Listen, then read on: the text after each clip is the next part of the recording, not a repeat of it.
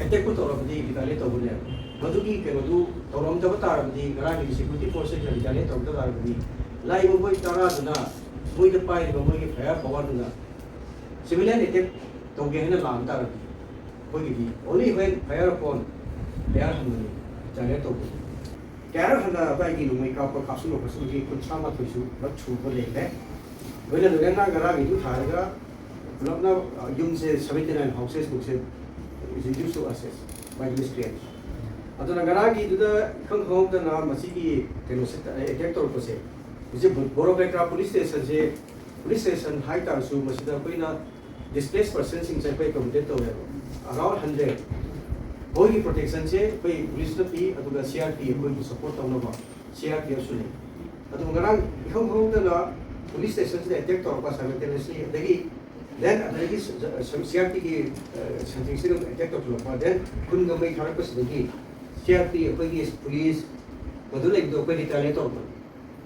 tawpa do yam phajana phenoni handuna exchange of firing say lasting for about 45 minutes amu kamdare so heavy weapon sizinaraga kamdare hakala loire ni kun ni phunga loire kan sida to prakar sida thirangi yabuda militant saigan militant je arm screen hai ka militancy taragi body se along with sophisticated assault rifles including the field weapons in the RPG or we all recover to then we must rather set the police things is supra can only better the dress after the helmet yaudi the best yaudi aduna boy say I have a village volunteer had to be up in Hazo one and you go in the target of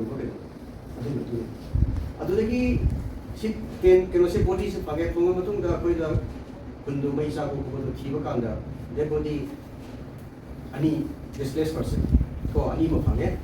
어디가 이게 사회 보고 없는 레스펙트 그래 근데 또 업다운식에 거기 가오지 무슨 기억 방들이 무슨 거기 끝나 리포트먼트 하는 것은 혹시 보고 서스 레스펙트 그 메시지 잘 encounter tawlare gi sire de body adu to ko police ki case investigation adu koi sabsana to mudin mutu sabsaru to sara ajida hanbo koi mari lena ba lena ba hai ya adu after the follow hojiki incident thokra batung da ko ate hanagi jaga khara dadi sumagi keno se paure kapsan ba se kumbi ronda then ipagi songi kai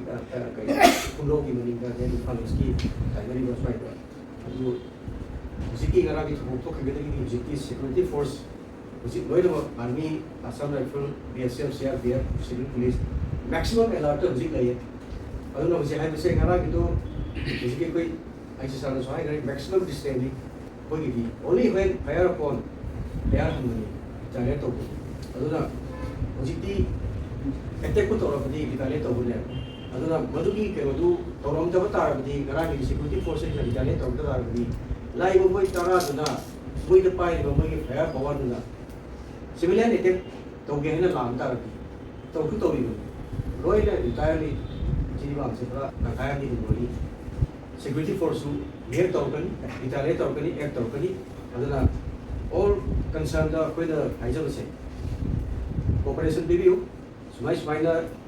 ziki lawless oiba ai nei tabu dongna smai